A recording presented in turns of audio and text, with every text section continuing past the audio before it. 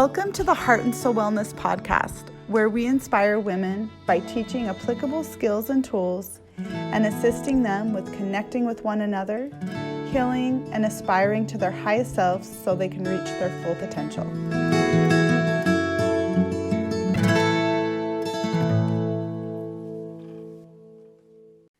Carol Merrill-Flitton recently retired as the director of the Women's Center at Weber State University after 18 years, and now she's retired. Yes.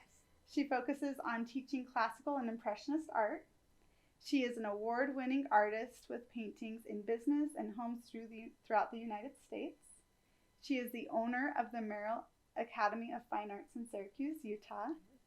She's a strong advocate for women and for helping people to find the best within themselves and provide insights into ways to enhance their personal, professional, and academic goals. She currently serves on the board of the Center for Grieving Children and recently on the Davis Arts Council and the Utah Arts Alliance Committee. She has received numerous awards for community service, leadership, and compassion. Her awards include the Weber State University Woman of the Year Award, Ogden Weber Chamber of Commerce Women in Business, Athena Leadership Award, Layton City's Single Parent Family of the Year, the American Association of Women's Distinguished Women Award, and the Davis County Women of Achievement Award for Outstanding Community Service, and Weber State's Compassionate Woman of the Year Award. That's impressive. She is an enthusiast, local and national international speaker. The story of transformation in her personal life inspires others to move towards achieving their goals. She has a strong commitment to helping women achieve their full potential by creating a plan which identifies ways to overcome barriers and focus on finding joy in the journey of life. And one of her quotes that I absolutely love is, the best advice I have ever received is never to worry about making a mistake. If you learn from it, you will only be better in the future. True. Very true. It's such an honor to have you with us today. Carol has been a mentor throughout my education. I was honored to work with her at the Women's Center, and I've just been very inspired by your work. Thank you. One of the things that I am just so excited to talk about is helping women aspire to their highest potential. And I think that it's so important, yet sometimes some of us feel a disparity in terms of like, well, how do I get there, you know? And so I wonder if you could share with us maybe some times where you maybe were facing some barriers or maybe facing the rubble, right, of doing the work to get to where you want to be. And it's not always easy. Yes. It's really not always Yeah. easy. But part of it is just knowing that there needs to be a plan. Yeah. You know, it's one thing to dream about something that you really want. Yeah. But if you don't put the steps and achieve the goals or set the steps to achieve that goal, it's just a dream. Right. And it's not going to happen. But if you write it down and you say, these are the steps that I need to take to achieve that goal so that dream can be mine, then it will happen. I love that. It really will happen. Thank you so much. You know, and there's a lot of challenges in life, and everybody faces different challenges. And my challenges would not be the same as yours or anybody else's. But the bottom line is, if you can look at where you are and decide where you want to be and take it a step at a time, it's not all going to happen at one time. Right. Just take it a step at a time. It will happen. It will definitely I love happen. that. And not letting the negatives in life define you or your situation. Thank you. Thank you so much. We have a support group here, and it's called Embracing Your Authentic Self. And I think it's critical in being able to move forward with our lives, is being able to see ourselves as whole and not broken. And so one of the things that we do here, I specialize in working with women who are overcoming trauma, domestic violence, sexual assault, childhood trauma, and other difficulties. So I wonder if you could speak to how someone could be on that path. What things would help them with being on that path of really embracing who they are and maybe looking at setting aside the false self, or the self that sometimes we think we should be but may not be really authentic to who we truly are. I think a lot of people are in that situation. You know, growing up for me, I was in a situation where life wasn't easy. You know, came from a very abusive childhood, and that was hard. And so I thought everybody else thought I was less than they were because of the environment that I came in. Friends couldn't come over because it was not a safe place to bring friends, because I didn't want anybody to know what was happening within my own home. Right. And so I didn't bring. But I remember as a little girl, probably 10 years old, and walking down the street and thinking, I know what I don't want in my life someday when I get married. And I knew I didn't want a man that smoked, I didn't want a man that drank, I didn't want a man that beat his wife, that beat his kids. And I knew that from a very early age, but I kept it to myself because I couldn't really tell that to my mom. I couldn't tell it to my dad. I couldn't tell it to anybody. But I had to decide for myself what I wanted. And for me, that was really important. And I knew that there was a part of me that was a spiritual person. And even though I wasn't taught that growing up, there was something within me that said, you're more than what you think you are. And I believed that, and I had to believe that within myself. And as I got older and started making associations with people who believed the way I wanted to believe, and who had the kind of home life that someday I would want to have for myself and my family, it made all the difference in the world. I love that. Thank you so much. Can you speak to that inner voice, or like the faith that helped you to see something different than maybe what you knew or understood in the moment, that maybe in the moment you didn't see help, but this voice that said, yeah, there's something more? You know, and that was the spiritual side of me. I remember very vividly, very, very vividly, and when I had that little walk and I said what I didn't want in life, I remember thinking, if there's a God, if you're really real, I'm going to trust you to help me through this. And I remember those exact words and that feeling never ever left me. That if there's a God and if he's really real, I know he will be there beside me, and he'll guide me and he'll prompt me and inspire me of what I should and should not do. And I have relied on that the rest of my life. That's so incredible. You know, that really speaks a lot to the women that come here. All are in different phases and stages of a faith journey and different belief systems. But one thing that comes up a lot is this desire for something greater than ourselves, a connection to spirituality that can transcend some of the difficult physical, emotional experiences that we go through that can be very difficult. You know, and for me, I wasn't sure there was a God. Yeah. But I had faith that if there was, that he would be there for me. And if he wasn't, I still had the faith that good things could happen. Thank you. And so, you know, it wasn't a religious thought. Right. It was a spiritual thought for me, within me. Thank you for sharing that. Thank you. So one of the questions I have is, sometimes we have these really big dreams or goals of where we want to be, right? And it can be difficult seeing the steps on how to get there. What are some of the things that helped you to work through the grind almost, you know, like the step-by-step process, and realizing, okay, like I have to go through this really hard thing right now, but this is how I'm going to continue to get to where I want to be. You know, stay motivated and engaged in your dream and your vision. And staying motivated is part of the challenge. Yes. You know, for me, I came from a family, in my family background, my father didn't go past 9th grade. My mom never graduated from high school. And I recently found out that my grandmothers never went past elementary school. Wow. And so I didn't want that to be the legacy that I was leaving for my children. And so for me, setting up those steps and saying, I want more. And so my story and my journey is that when my children were 6, 4, 3, and the baby was 6 weeks old, we found out my husband had terminal cancer. And he would have less than a year to live. And so he lived for 10 months, and I became a single mom with no job skills, no education, and how was I going to support my kids? And it was tough.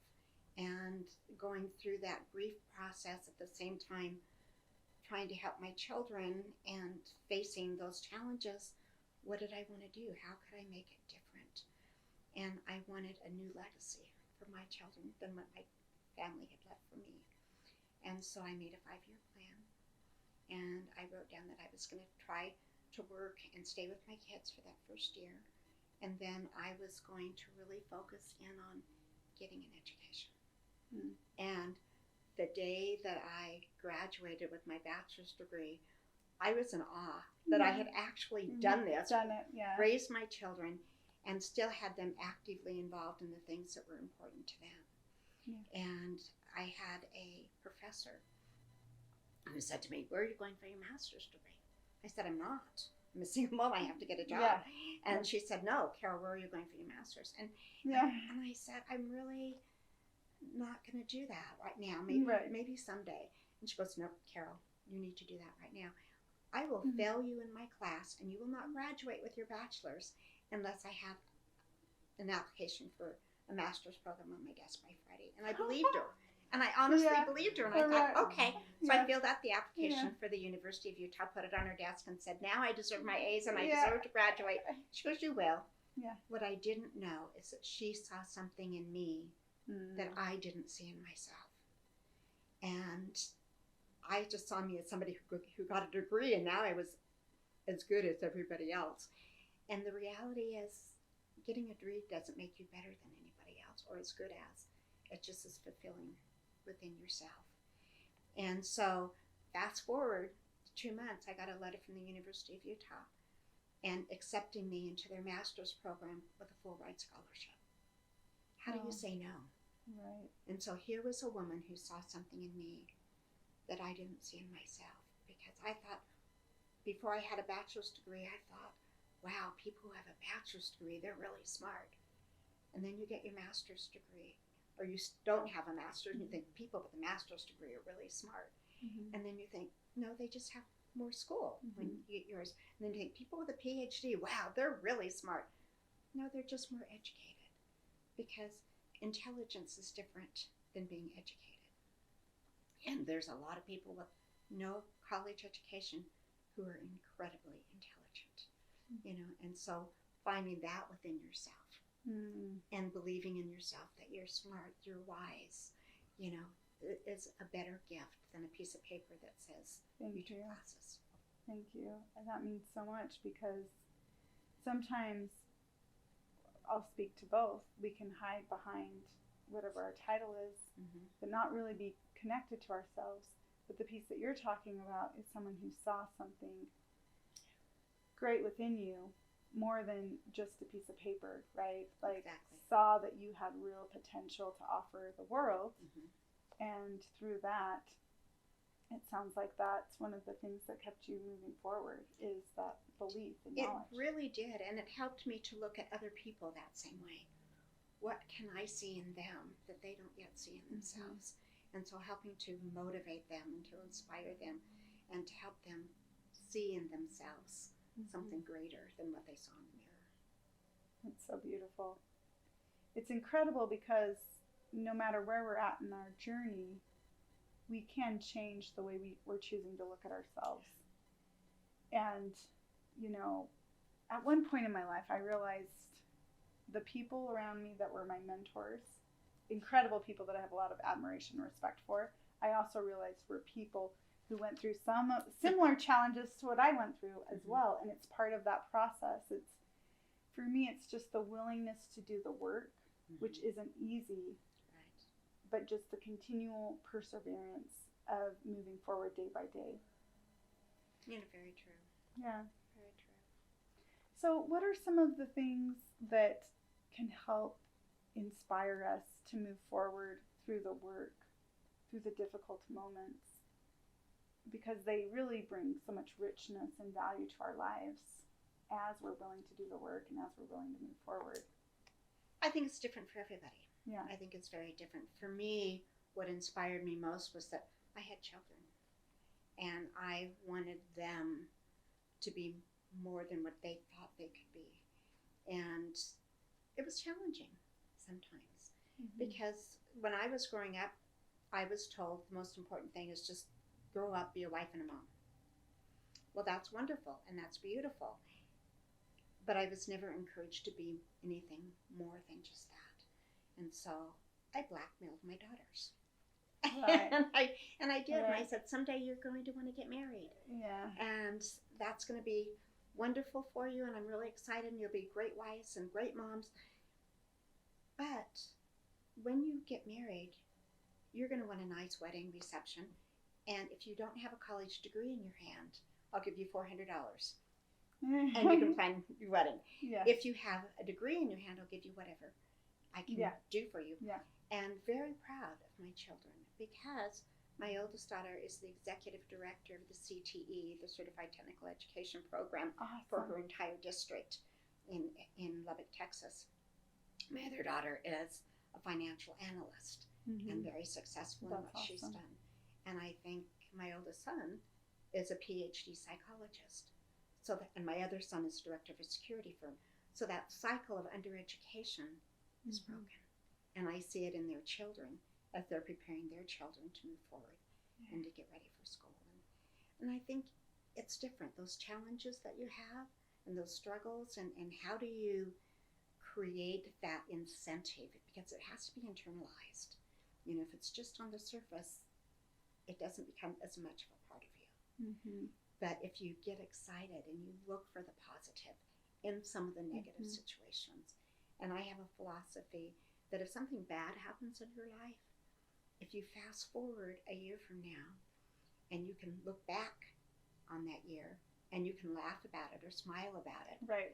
then why not laugh and smile about it now? Don't let it overcome you. Right. You know, so learning to laugh at things and smile and say, I can get through this. This is going to be okay, because I'm going to learn from this and I'm going to be better because of it. So we learn from our mistakes. I love that. Yeah, that we learn. And I love that you brought humor into it, because, right? It has to be there. It has to be there, because we are going to go through things where it's just like, oh, we're going to laugh at ourselves, right? Remember when I got through that thing, you know? But when we decide it means something negative about us, when we decide that it means that I'm not good enough or I'm not worthy of this, we're repeating an old pattern that then attracts negative things into our life. That's right. Versus creating change, which can be difficult because if you haven't experienced it yet, like you were saying, sharing that moment of a mentor saying, I see so much more in you. If you haven't had that yet, then you have to really create that and build relationships and people who are going to see the best in you. And learn how to see the best within yourself. Yes. And that's the hardest part. You know, it's wonderful when you can meet those people that will really make a difference for you, and you want to search for those people, and people that are genuine and that are going to be honest with you and help you overcome those barriers and identify the barriers. Because I think sometimes we tend to overlook, you know, barriers. We tend to think, oh, that's not that important. That won't influence me. That won't impact me. And the reality, it might do so in very subtle ways. And so will humor, and so will love. And I learned a long time ago that once upon a time there was a little girl. And that little girl had feelings and emotions, had sorrows, had upsets. If I could go back and embrace that child, thank you, and bring her into me, and to love her and support her, she will grow into the person I always wanted her to be. But I have to be willing to mentor the child within me. Yes. And I don't care how old you get, that child is still within you and still needs that nurturing. And whether that's in a career path or whether that's in a personal achievement path, it can happen. It makes all the difference. Thank you for sharing that. Inner child work can be so powerful. Yes. But what you're sharing, I think, is so true with connecting with our authentic selves. I don't know how we do it without connecting in with our inner child. Yeah. you know, it's so important and powerful because we can go back to a time where we may have felt rejected. Maybe we didn't get, you know, that award, or didn't get to dance, or didn't get to sing, or whatever it may be, but we actually can bring in some of that now. And then we can heal that inner child, and then really we're healing ourselves. We're really embracing our light and becoming who we're meant to be as we're engaged in this powerful healing process. Exactly. And as you become more of who you were meant to be, you have more of the ability to reach out to others who need that mentoring and that just that love, that gentleness, that kindness, that you want to say, I can teach you how to be kind to yourself. I can teach you how to love yourself. Because that's the best kind of love you're ever going to get in life, is when you really feel comfortable with who you are. And being willing to share that with other people. Exactly. Yeah.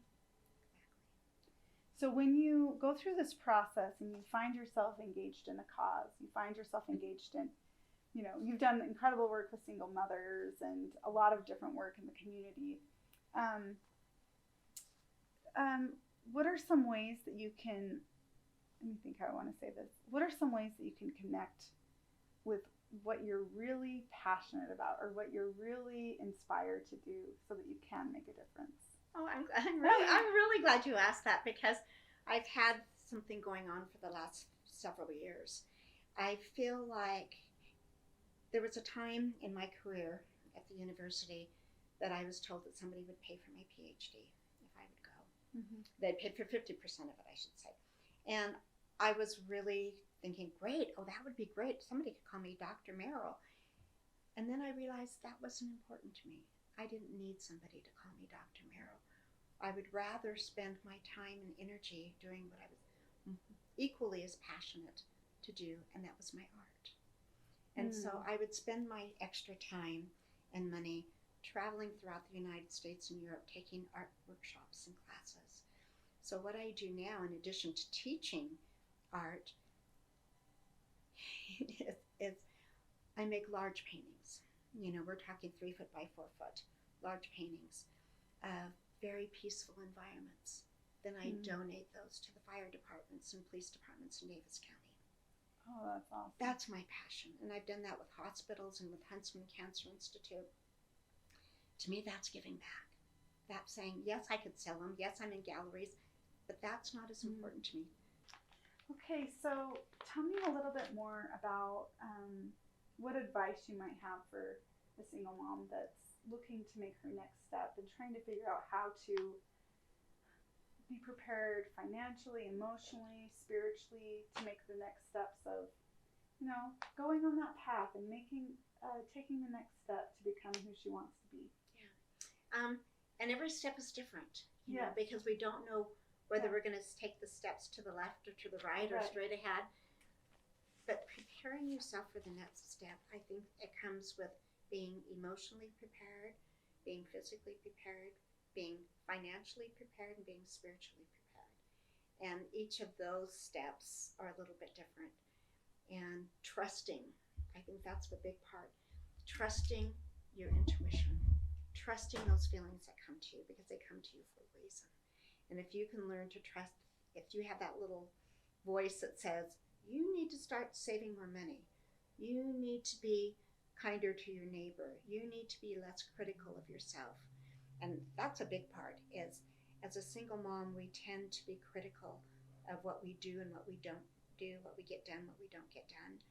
And rather than patting ourselves on the back and saying, oh, you did a good job. You got this done and that done, and your kids are being successful. And that successful could mean happy, it could mean academically, it could mean almost anything. But the reality is, we need to learn how to pat ourselves on the back. And when my kids were little, I would fix some dinner, and then I'd go like this, and they'd go, yes, Mom, thank you for the nice dinner. And so we just learned just funny little things that we would laugh, because there wasn't anybody else around to pat me on the back. Right. And so you have to learn how to pat yourself on the back, whether it's physically patting yourself on the back or emotionally patting yourself on the back, but giving yourself credit for what you have achieved as a single mom, I think is absolutely critical. And even to the point that there was several times when I worked at Weaver State that flowers were delivered to my office, and my staff would say, "Who sent you flowers?" And the little tag on it would say, "I really love and appreciate you so much. Good job." And they said, "Who is that from?" And I said, "Me." I always remembered that about you. In fact, it wasn't too long ago. It's like, I'm going to send myself some flowers. And I remembered you doing that. Because if there wasn't anybody else to do it for you, it's okay to do it for yourself. Right. Yes. And, people would laugh and go, "Really? You sent yourself flowers?" But if there isn't somebody else to do those acknowledgments, learn how to do them for yourself. So as a single mom, I think it's really important that you acknowledge the good things that you're doing. And if things don't go well, acknowledge that there's ways to do better. And just accept that. And it's not a bad thing that you weren't as successful as you wanted to be. It's a growing thing. It just means you can do it better next time. I love that. So I think as single moms, we get, unfortunately, there are those that look at single moms negatively. Oh, single moms don't keep their yards up. Single moms don't do this. Single moms don't do that. And you could be doing the best possible job, but because they categorize single moms, learn how to stand out and to stand up for yourself. Standing up for yourself and standing out and embracing who you really are. Yes. And a big part of that is setting aside those who are going to judge you, like you were saying, for maybe your yard is not perfect or something else. That you are taking one step at a time and just allowing that to be more than enough. The efforts that you are going through. And one thing I encourage people to do is at the end of the day to write down kudos of like, what did I do today? Oh, awesome job with my kids, or awesome job with this. Like, that is great. And the things that we can improve on, we just work on those the next day. It doesn't mean that we aren't good enough or that we're failing as a single mom. It just means that there's more that we're learning day by day. And an easy way, and I remembered at one point in time during my singleness, is I bought like a calendar for the year. And each of those squares are pretty small. And so I just would write something positive that happened that day in that one little square. Oh, I love that. Just a quick little statement. It doesn't take much time. It doesn't take much effort. And yet I have several years worth of positive things that I did each day throughout the year. And that was really reaffirming of saying, okay, I tried hard. Maybe I cleaned the kitchen. Maybe I gave extra hugs that day to the kids. Maybe I did a surprise, and I was all about giving surprises to my kids. And that was one of the best things that my children remember. And having date nights. I always there were 4 weeks in the month, typically, and I had 4 children. So 1 week a month, I had one-on-one time, and I only had a $10 budget. That was all the money I had. But we had $10, and the child could decide how we spent that $10. And we had date night. I love it. And it's really fun. Each of my children have date nights with their children. Oh, and they so kept up the tradition. The tradition is one that I cherish, that they are willing to do that. So beautiful.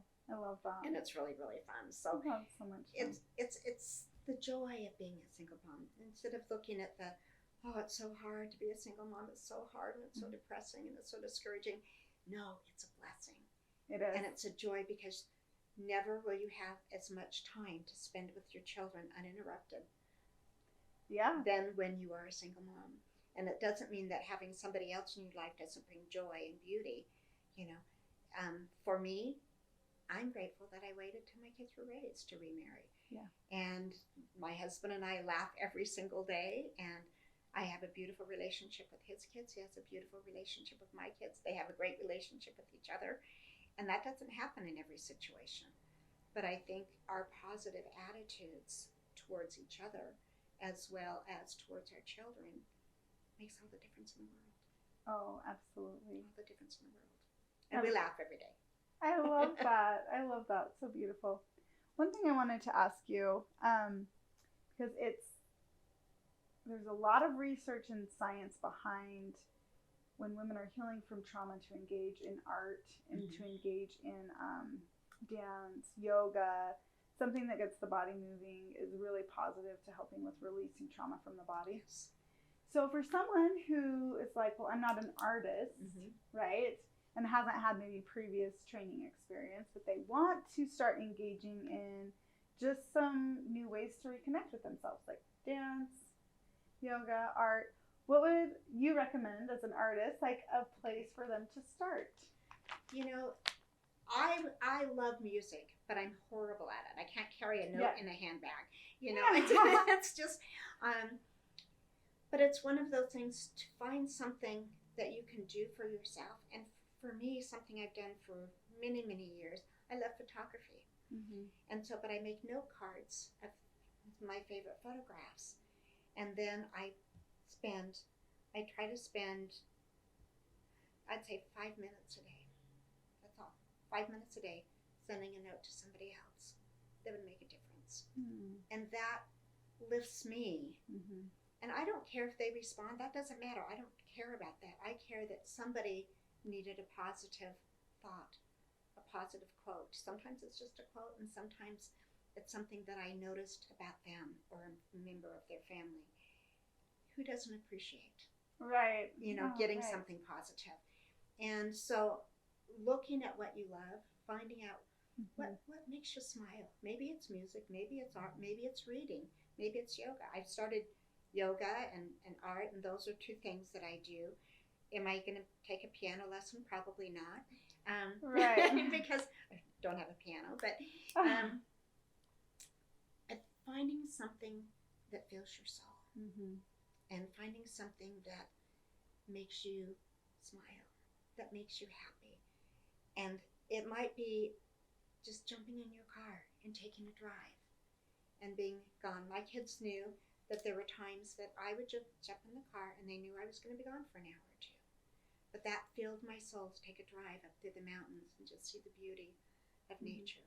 You have to find something that you can do just for yourself. It doesn't involve anybody else. It's just fulfilling of your own soul. Yes. And I think that's important for every person. You know, even helping children to help them find something that fills their soul with joy and peace. And there's so much value to getting out in nature and connecting with yourself. My grandma used to take me on hikes all the time when I was a teenager. And I always come back to that. That for me, that's part of my inner child work is I'll go on a hike and I'll actually bring my journal and I will write poetry while I'm out in the mountains. And it's just the best for me. I just love it. But I like what you're saying. It's finding a way to fill your soul. And that it's for you. It's a gift or it's a present for you to be able to take that time. 100%. And don't you feel that you have more to give back as you're caring for yourself? Exactly. Yeah. Exactly. I mean, I was probably over on the other side because of the extreme.